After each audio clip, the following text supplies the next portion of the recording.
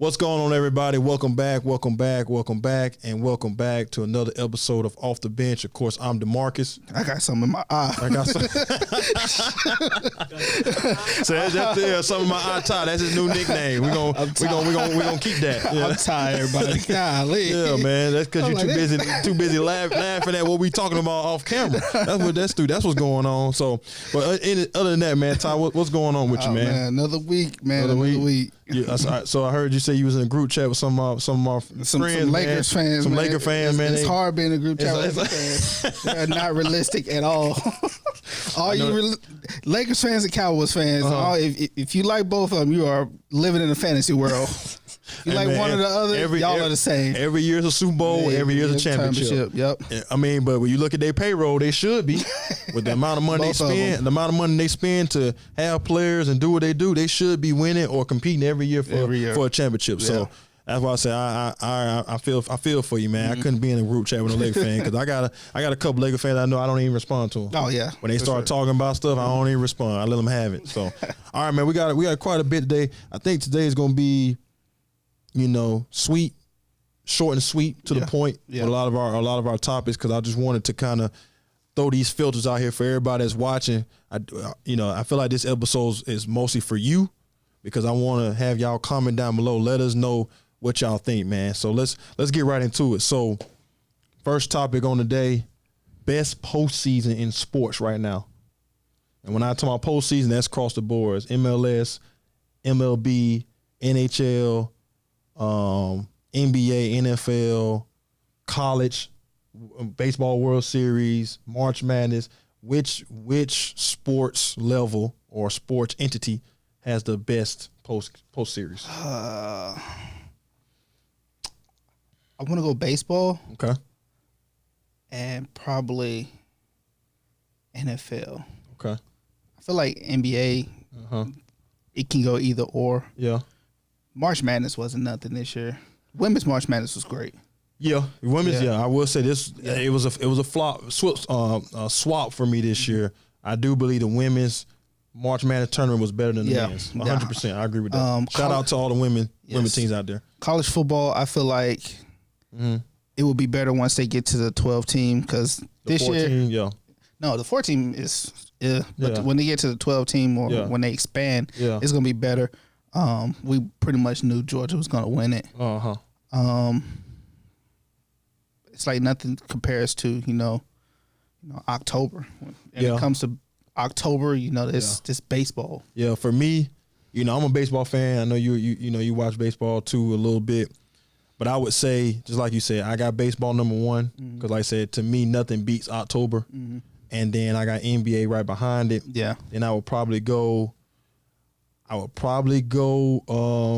March Madness, just because, like I said, when it's really. Are you going off of history or you going off? I'm going off of history. Okay. If I go off this year, then March Madness they're not even. That's what I was going off. Yeah. Oh, you going off this year? Yeah. If we're going off this year, I would say March Madness is in the back burner because even like I said, I would put college football playoffs over that. I would put MLS over that. NHL, I put it all over that because this year it just wasn't the men's March Madness that we're accustomed to. Yeah.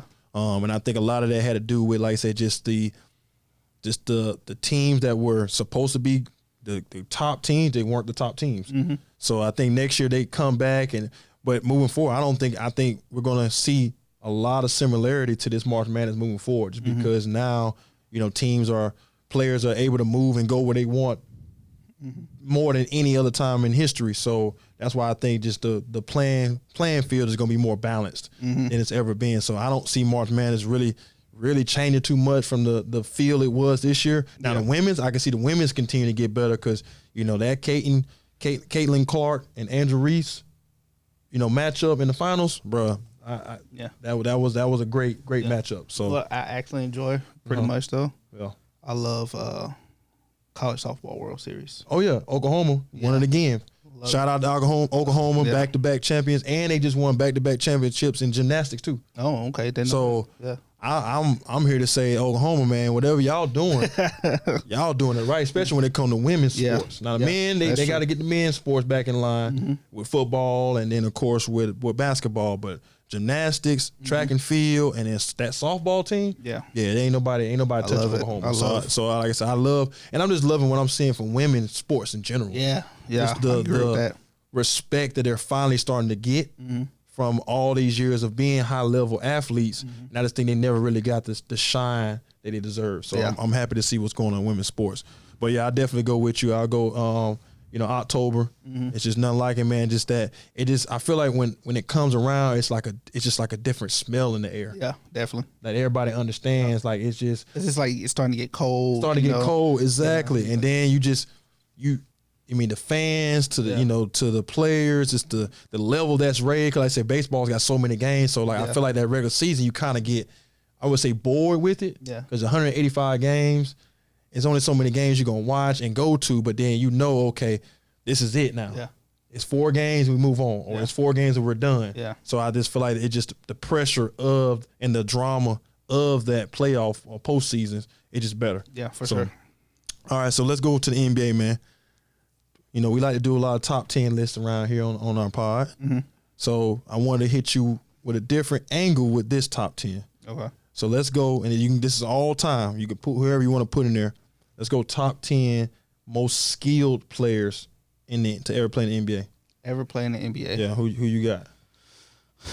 I'm gonna let me hear you go. And it ain't gotta go in a particular order. I mean, if you want to hear you go first. If you want to go 1 through whatever, you can. But if you don't, you want to hear me go first? Yeah. All right. So hold on. I got my list.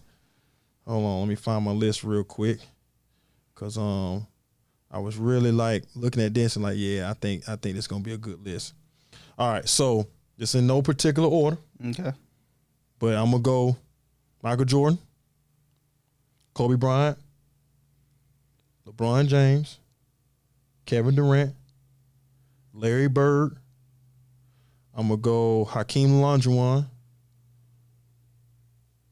Kyrie Irving, and for my last 2, I'm gonna go Kareem, and then for my last one, I'm gonna go Baron Davis. Okay. No, I'm sorry. I'm gonna go Allen Iverson. Okay. Allen Iverson is my last pick. I'm sorry. I had Baron Davis in there. I kind of messed around with it, but yeah, I'm gonna go Allen Iverson. It's my top 10. I'm putting Magic in there. You putting Magic in there? Yeah. Okay. As skilled, pretty much 1 through 5, versatile. Okay. Crazy, Yeah. so he just do that. How you do it, Ty? So you got okay. It's just all around skill. I'm going Magic in there somewhere. Okay. Probably take out maybe AI and put him in there. Okay. For me, somebody like Trace McGrady can be in there for me. Okay. Yeah, I agree with your list. Okay. Except for I will put Magic in there somewhere. You say you taking Magic in and taking out Allen Iverson? Yeah. Okay. But you're good with Kareem. I was iffy on Bird until you said AI. Yeah. Man, okay. Yeah. Let me say you sleeping on Bird, man. You need to go back. I know you didn't. I know you big on. Well, I didn't see him play. Yeah. John, you got a VCR so I can watch Bird play. Hey, you go, man. I'm just saying, black and white videos. Here we go. There wasn't no black and white video, man. They had color when he was playing. Might as well be. Oh man, you talking about now? Bill Russell? Yes, it was black and Bob Cousy? Yes, black and white. Yeah. Them boys are playing. Wilt Chamberlain, black and white. But go ahead. So this is off the subject. Okay. Did you hear? I think it was Iceman.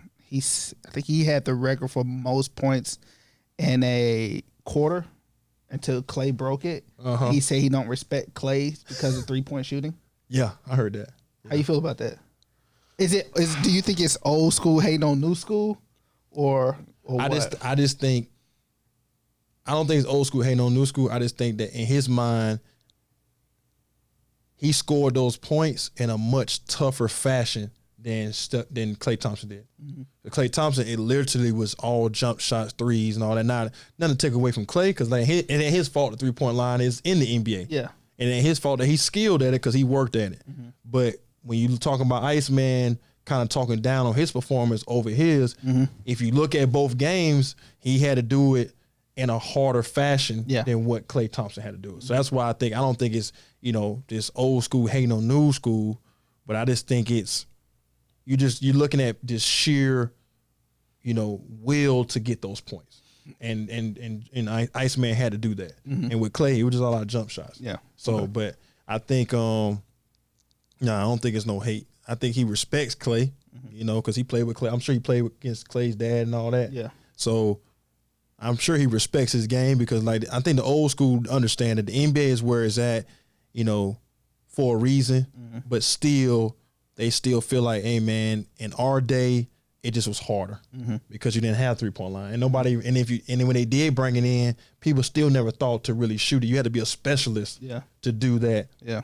And for him, that's not my game. My game is get inside, finish, make creative shots, and all that, and create other opportunities for other players. So that's why I don't think you think it was hate, or what you think? I don't think it was hate either, but I think it's some type of feeling or ill will there for him to say that. Yeah. I mean, every legend, pretty much said that this game is softer, this game is this game is that now.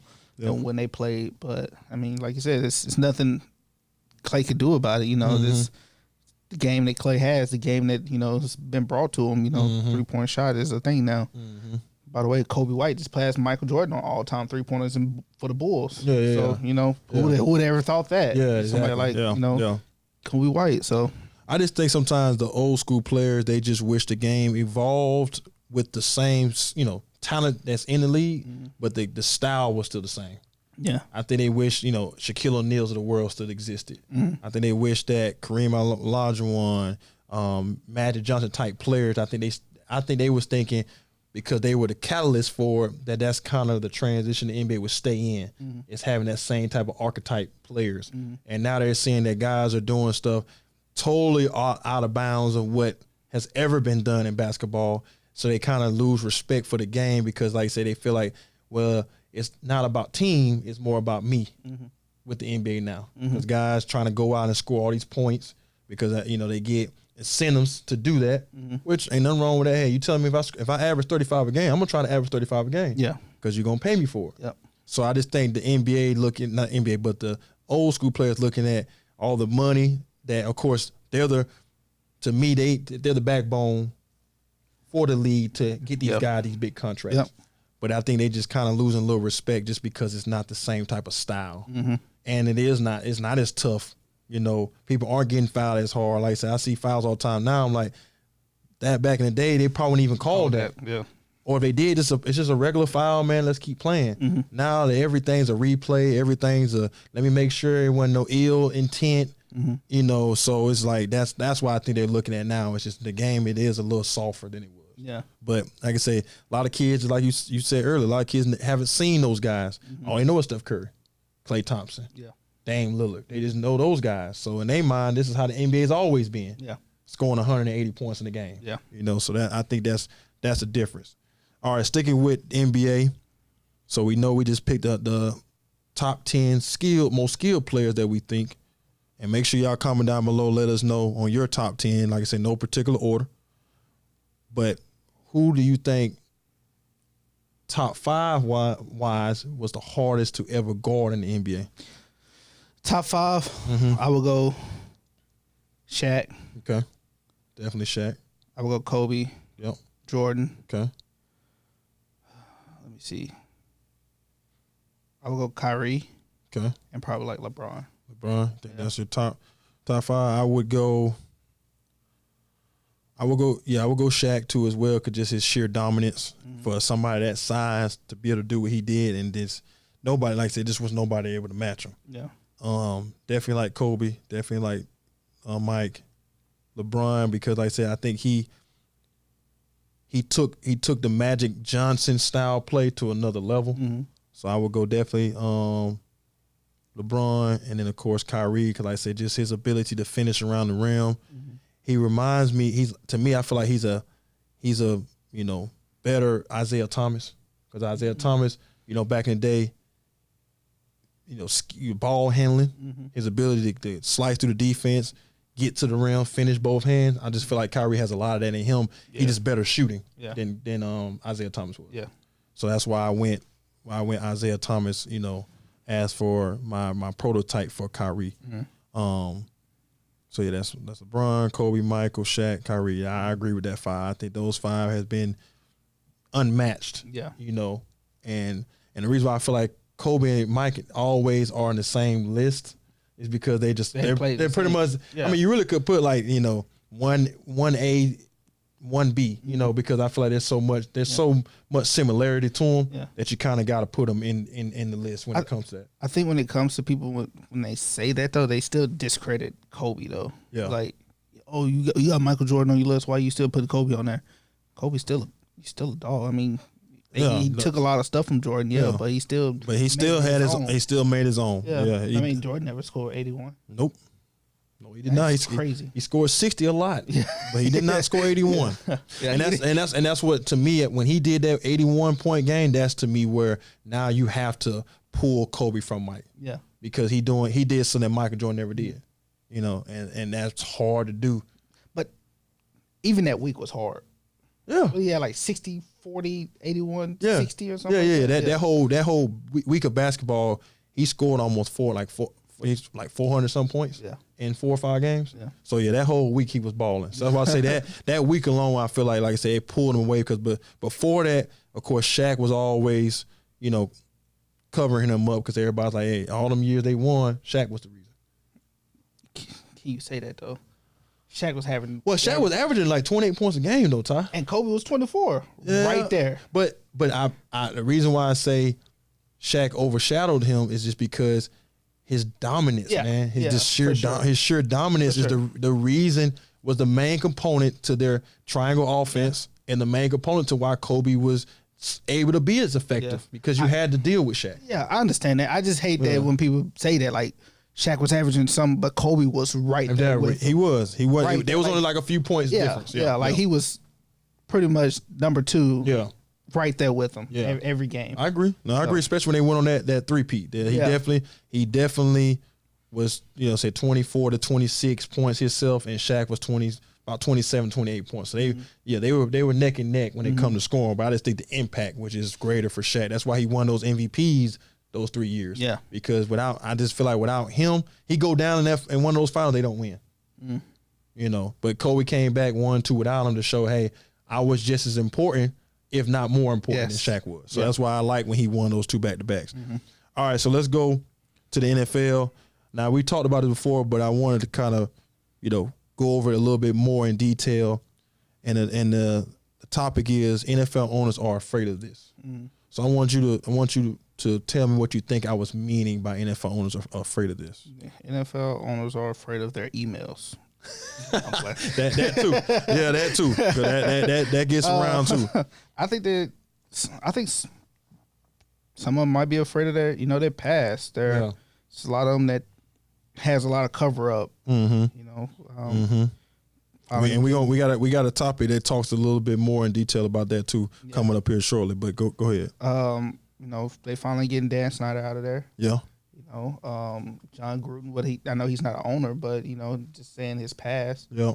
You know, and then getting them out, getting a lot of the people that make the brand, the shield look bad. Yeah, pretty much. Yeah. What did you mean by it? So what I was saying is, I think more of the NFL are afraid of player empowerment. Ooh, definitely, for sure.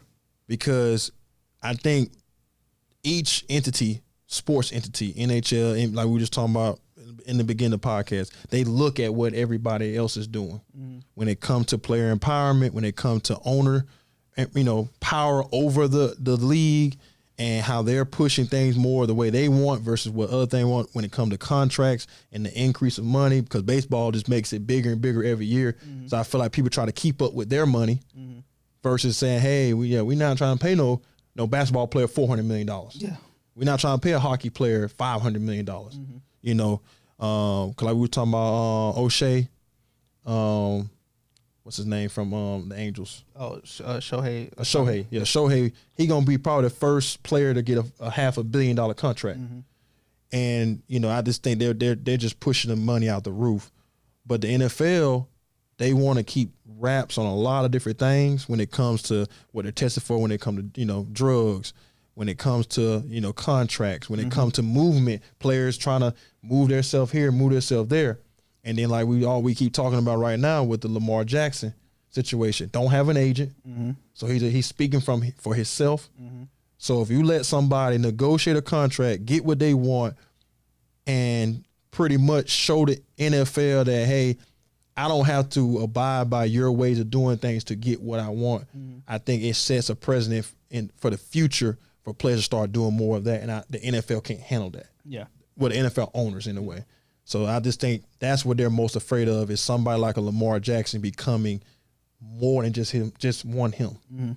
And that's why I think they're really, but also too, you know, like you said, getting a lot of that good old boy stuff out of there is hurting them, and the more they keep that in there, it's hurting the brand. Yeah. So that's why Snyder got to go. Yeah. So I think this year, because I don't think they found anybody to buy the team yet though. They had investors, but I know Jeff Bezos, he was thinking about buying it, but then he kind of backed out of it. Yeah, I think they have like 2 I just seen recently. Okay. But yeah, I agree with that. It's the only player that you see like that is Pat Mahomes. Because he's pretty much like the face of the NFL right now. Yeah. So I would agree. He's the only one that has that power, that movement. And I can't remember what was, I think it was Black Lives Matter, when Black Lives Matter was coming. You know, with everything that was happening with George Floyd and everything else. Yeah. And the NFL wanted somebody to talk about it, and they reached out to Pat Mahomes and all that stuff. It's just like they pick and choose who they want to do it. Who their poster childs are going to be. Yeah, pretty much. But the NBA let their voices be heard. Yeah.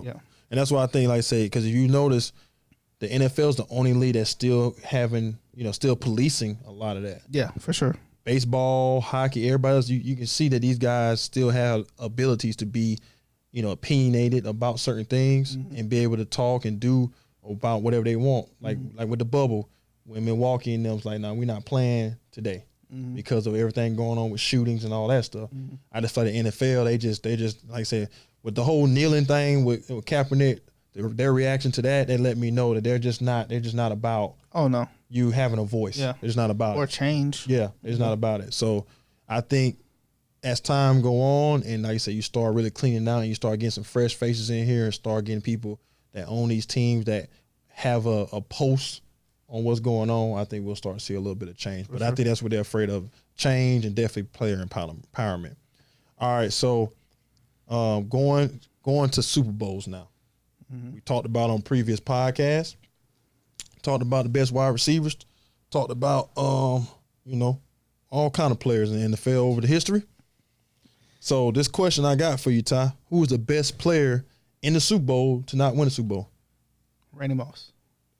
Nah, man, nah. John, we're not gonna let him do that, John. No, I really didn't think about Randy Moss. We're not gonna. Now he said, what did you say?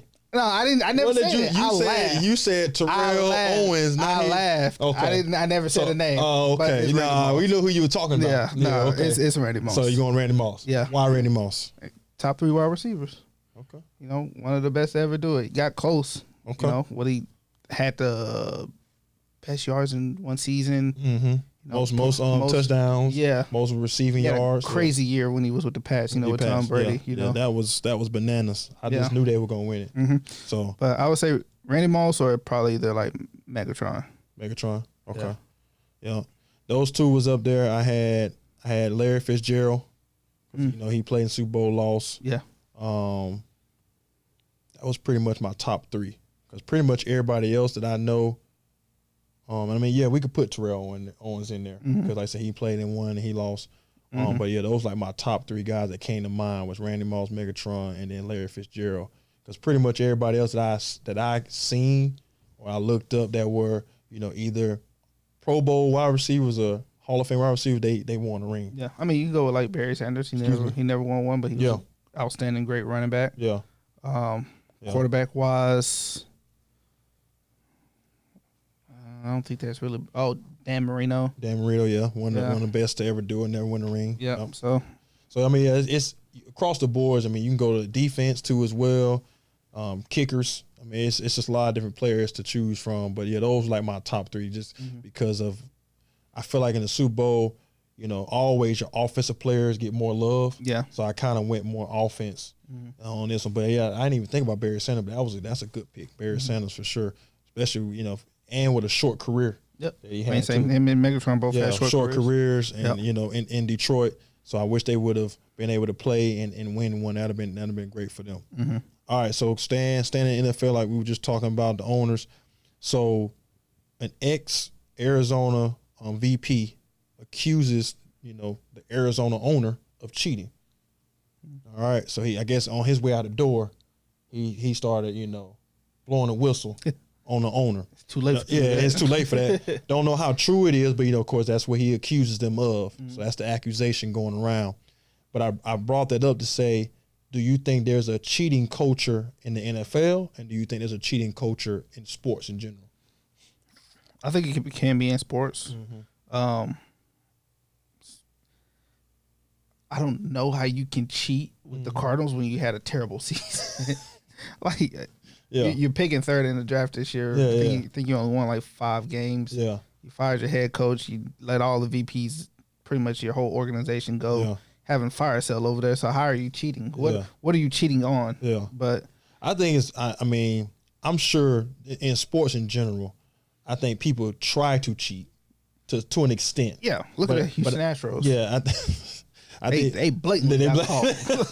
You know what I'm saying? So I believe that cheating is a part of sports because people are always trying to find an unfair advantage over somebody more than just saying, okay, let me just get a little bit of leverage. Mm-hmm. But some people try to push the scale all the way on their side of the table. Like you said, Houston Astros did that. But do I think there's a cheating culture in the NFL? I don't think so much because I feel like a lot of these guys, man, they work so hard to get to that level that a lot of them, don't want to cheat the game by cheating the sport. But Tom Brady, did he cheat? Deflategate. What was that? Is that cheating? Yeah. How's that cheating? You letting air out the ball so you can control. There was no rule against that. Am I dumb? Am I dumb? He got caught. He got suspended. But that don't mean it was cheating though. There was no rule about cheating. There was no rule against that. There was no rule, Ty. Ty, there was no rule against that. The rule came out after that. Am I dumb? It's cheating. Am I not right? That's the same thing with the Astros. There's no rule that you can't bang on trash cans, but once they get caught, it's a rule now. But I don't mean in the midst of it was cheating though. It's cheating. How? That is cheating. How is it cheating? That's like letting the ball you're letting the air out of the ball so you can control it. To get better grip on the ball. No, you can't do that, man. Why? Why? They say that's like lowering the goal. Your goal is that's not the same thing. That's not the same thing. But the other team is playing on 10 feet. That's not the same thing. That is the same thing. That's not the same thing. Lowering the goal. That's the same thing. No, it's not, man. Letting a little air out of a football so I can grip the football. All right, man. Okay. That is cheating. All right, man. I don't think so. You ain't gonna talk about TB like that, man. You gonna watch your mouth about TB like that. He cheated. He didn't, man. Where in the rule book did it say he couldn't do that? Where in the rule book did it say the Astros can't bang on trash cans? It wasn't. It wasn't in the rule. It's cheating. But people felt like they just felt because it was so much of a leverage over them that they have to be cheating. Am I lying? No, that's cheating. Okay. I'm sorry, man. Yeah, hey, let me know down in the comments, man. That man cheated. Let me know down in the comments, do you think that Tom Brady was cheating with Deflategate? Come on, man. Like, if it's not so bad, then why did they name it Deflategate? Because they deflated the balls.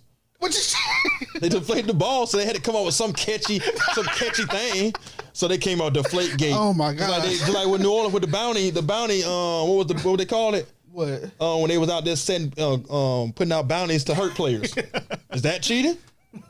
Is that cheating? That's football. Oh, that's football. Oh my god.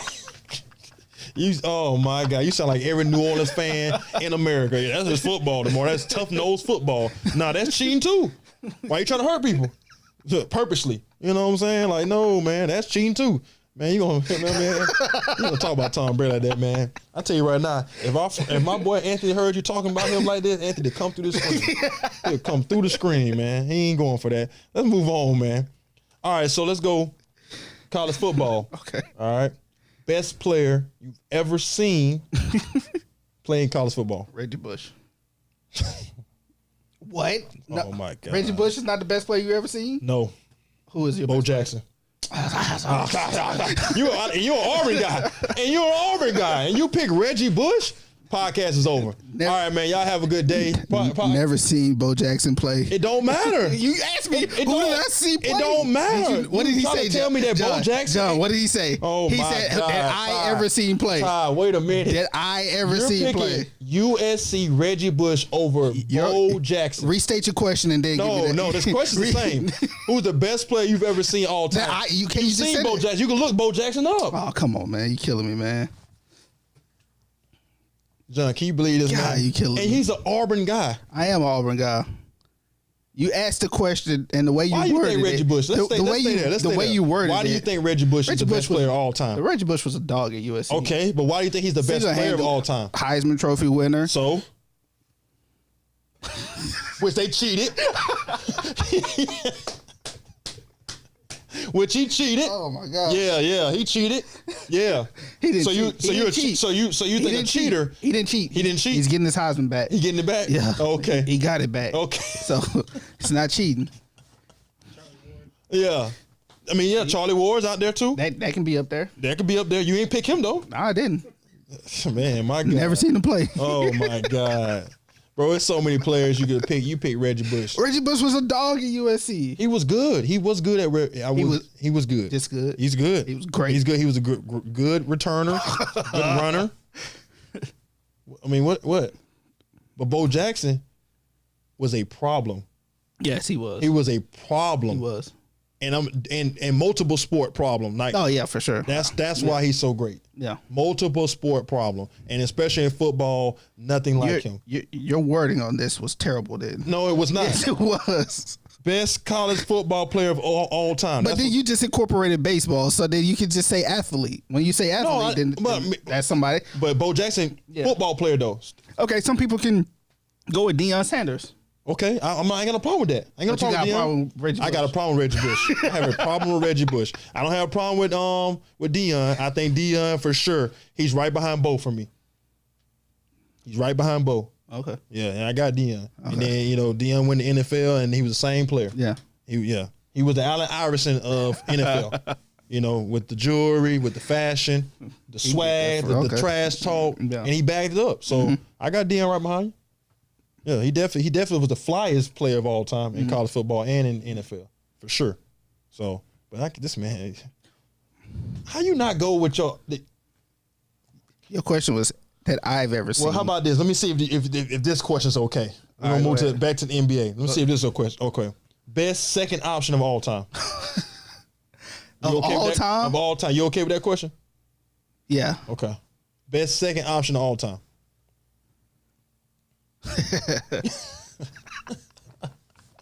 Oh yeah, John, I got him with this one. What are you gonna say? What era? Oh God. Because I mean, like you said earlier, Kobe was a number 2. I can go with Kobe during the 1990s. I'm fine with that. I can go with Kobe in the 90s. I can go with Pippen. I'm fine with that. I'm fine with them picks. Okay. I'm just saying, just give me your second best option. I'm going Scottie Pippen. That's what I'm going. I'm going Scottie Pippen hands down, because of just offensively could have been number one option, one of the best defenders of all time. Yeah, and then just the dog in him, pedigree, his ability to play with a player like Michael. Yeah, because to be a second option to a Michael Jordan, the pressure that comes with that. Now he had some moments where he kind of, but I think it was at tail end of their pairing up. Yeah. But as for coming into the NBA, pairing up with one of the best to ever do it, and still being able to do enough that you are top 100 best players to ever grace the NBA floor. That's why I say he was. So like you said, like I said earlier, it's a lot that you can go with that. Like I said, you can go with Kobe from 99 to 01. You can go with D Wade from when LeBron got there. But D Wade, I feel like D Wade, he became a second option because he had to more than necessary. He was at the peak of his prime of his game, and he paired up with somebody else, and then that person was just that much more better than him, so he needed to be the second option. Yeah, I feel like he did that because he knew he was at the tail end of his career anyway, and LeBron was in his prime, so he kind of just gave him the keys. Yeah, but I think if he would have been playing to the level that he was playing before LeBron came there, I don't think he'd have been a second option. I think LeBron would have been the second option. Okay, because you come to my team. Yeah. So I think D-Wade would have stayed the number one option, and Chris Bosh, of course, still would have been third option. Okay. So well, let's rephrase that question. Right now, who's the best number two? Best number two in the league right now? Yeah.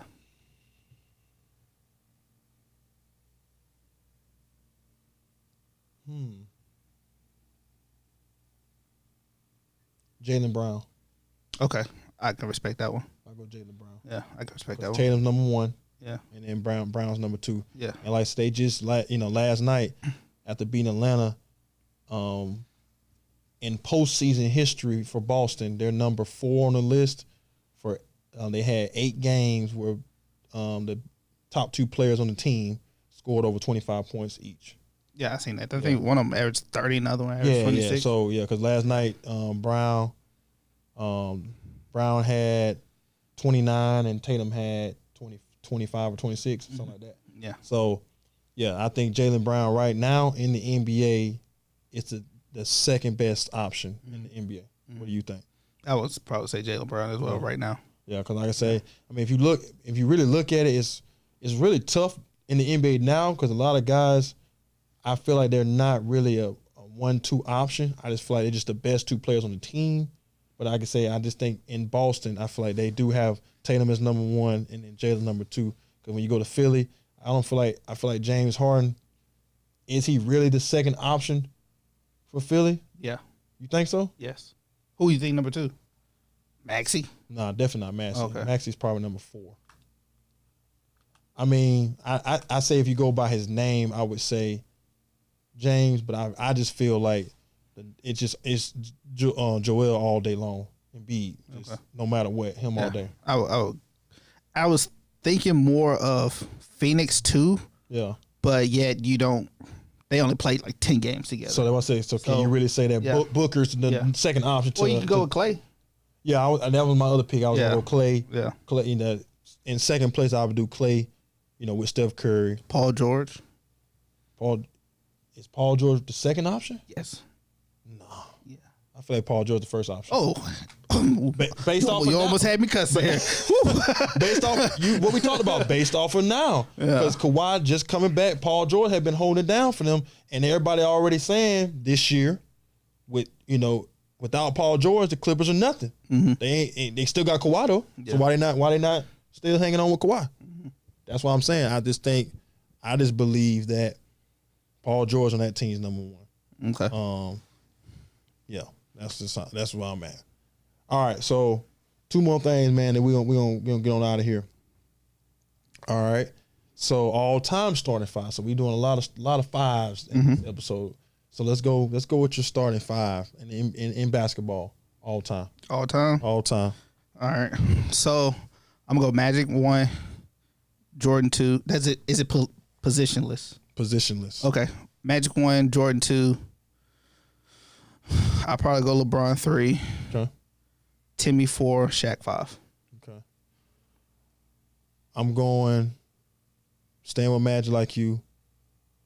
I'm going Jordan, Kevin Durant, Tim Duncan, Shaquille O'Neal. That's what I'm going. Not too bad. Because in my opinion, if I got Magic, I don't really need LeBron. Because to me, like I said, I think LeBron's a more involved Magic. But with Magic, minus all the, scoring per se, but I got enough scoring between, Michael, Durant, and of course Shaq gonna dominate the middle. Yeah. And then Tim Duncan gonna glass you to death. Yeah. And play defense because, like I say, a young Tim Duncan, he's glass cleaning, playing defense, slamming on a lot of people. So I think them 2 down there controlling the paint, and then of course the ability on the wing, you can't do nothing with, because I feel like when you're talking about top 5, these are players you just can't do nothing with. And to me, Michael, Kevin Durant, and then Magic, those 3 you just can't do nothing with, because their size alone too is just they're too big. Yeah. Magic just knowing the game the way he does, too smart. And then his creativity to get players open. And then you give Michael an opportunity to really be on the wing or on the block, wherever he won't by himself, one-on-one with somebody. There's nobody that can match up with him enough. I can agree with that. So that's why I went. That's my 5. So So we agreed 4 out of 5. Yeah. But like I said, LeBron's not a bad pick. He's still gonna give you, scoring opportunity because he's the leading scorer of all time for a reason. Mm-hmm. But I just think the pedigree of Kevin Durant and just he's just an alien when it comes to his build and his game. Yeah, so for sure. That's why I picked Kevin Durant. Yeah. All right, so last thing I got for you, Todd, before we get out of here. So we're gonna talk about NBA rebuilds. Mm-hmm. So currently, right now, in the NBA, which team has done a better job, currently in the rebuild, and do you think will in the future rebuild even better? OKC. That's who I was going with. Yeah, I love where OKC's at. Oh yeah, for sure. And then they still getting Chet back. I don't know how much he's gonna help. Yeah, I don't know how much. I think he helps in his ability to change shots for people and block shots. Yeah. Hopefully this offseason, with this foot injury, he's been able to put on some pounds because he's definitely going to need it because he was just too small. Yeah. In college, his weight wasn't a problem, but in the NFL, and them dudes just going. I'm sorry. Definitely in the NFL, he's going to be able to do nothing. But in the NBA, for sure, I think. Those guys they're just too big and strong for him at the size he was at. So hopefully he come back with some pounds on him. And because that's what worries me about Victor Wembanyama. His skill set, elite, but then just like say size and then like injury. If an injury comes to him, I just don't know what it does to his game moving forward in the future. Yeah. But I'm with you. At OKC, and of course Boston to me is right behind them because what they've done with Jaylen Brown and with Tatum and the guys they brought around him, still having some youth with Derek White, Malcolm Brogdon, Marcus Smart, probably the older one of the guard, but he still can give you some defense and I will put toughness. As of right now, what you just said, I think Boston's been planning for this. Yeah. I would have put Sacramento instead of Boston. Okay, I got Sacramento in there too. Okay, because I think what they've done with like you said, as long as Malik Monk, because I feel like he's finally found a home in the NBA. Yeah, as long as he can keep up what he's doing. So you got him, Fox, and then Sabonis down there in the middle, and then my old school Harrison Barnes. He's still a serviceable player for them. Yep. A big they need in the locker room. That they need in the locker room. That veteran champion that understands how to win in the postseason. So that's why. And then of course he's very familiar with the Warriors. So him playing against the Warriors, I think it helps Sacramento because he knows what they're gonna do. But it's about stopping it still. But I feel like he knows their system inside and out, so he can help the younger guys be able to play against them. For sure. But yeah, I think those three are definitely, and also I'll put Orlando Magic in there too. I like what Orlando Magic's doing with Paolo, and then what's his name, Wagner. Young, they got both brothers and young pieces, so I think they're putting themselves in position to rebuild in a good place for the future. Not right now, but for the future. But definitely OKC because they got so many draft picks. Yeah, I think they got one this year, then 4 for next year. Yeah, so that's what I'm saying. So with their draft picks, they're going to get a lot of young, good talent, and then I think they'll be able to also, on the books, be able to attract another, all-star level player that helps them get to that next level. Because I think Shea is their franchise guy right now. Oh, yeah, for sure. And then you just add somebody with him on top of the youth that they already have, and athleticism and shooting and all that stuff. I think they're in a good place, especially after seeing what they did this year. Yeah, I can agree with that. I just think they had a bad matchup with Minnesota. I feel like it was just inside. They just didn't have that inside pressure. No, and that's what they're going to need to win and get better. Exactly. So I think definitely OKC is definitely in a good place. So, all right, man. So I think that's gonna wrap it up, Ty, man. Thank you again as always, man, for coming through and getting the podcast, that little energy that it needs. Thank John as always for taking care of us on the back end of all what we do here off the bench. So as always, we want to thank y'all for watching. Make sure you comment down below. Let us know what you think. Let us know about your top 5. Let us know about your best college player since he picking Reggie Bush. Let us know about your, best postseason. Comment down below. Let us know what you think. Make sure you follow us on all of our social medias, which is down in our details. Also on our Facebook. Make sure you follow us on all those platforms. Help those platforms grow. Make sure you like, subscribe, and share the content that you're watching right now. And like I said, as always, we definitely will implement what you guys bring to us for our next upcoming shows, man. But until then, have a great day, and we'll see you on the next episode. Peace.